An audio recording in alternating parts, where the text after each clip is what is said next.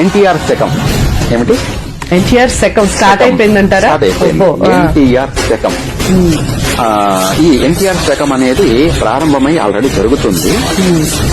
ఇతను మన యొక్క భారతదేశానికి చెప్పాలంటే భావి భారత ప్రధాని కాబోతున్నాడు. అంటే నెక్స్టే కాదు, టైం అందరినీ ఆకర్షించడంలోనూ వాళ్ళ తాతగారి కంటే మించిన వాడే.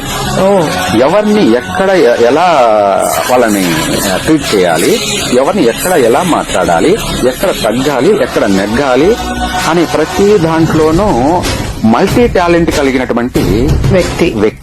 వాళ్ళ తాతగారు సమ్మోహన శక్తి కలిగినటువంటి వాడు, అంటే ప్రజలందరినీ కూడా ఆకర్షించినటువంటి వాడు. అయితే అంతకంటే మించిన వాడు జూనియర్.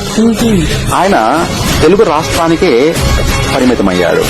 ఈ అబ్బాయి ప్రపంచానికే శాసించే స్థాయికి, ఒక మాట చెప్పాలంటే ఇండియన్ సూపర్ స్టార్ అవుతారు. అయితే మామూలుగా ఇప్పుడు రజనీకాంత్ ఉన్నాడు.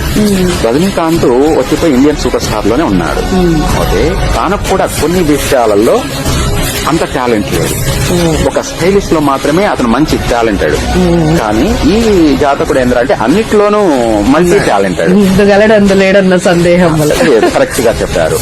అలాగే ఇప్పుడు చెప్పాలంటే ఒక మాటలో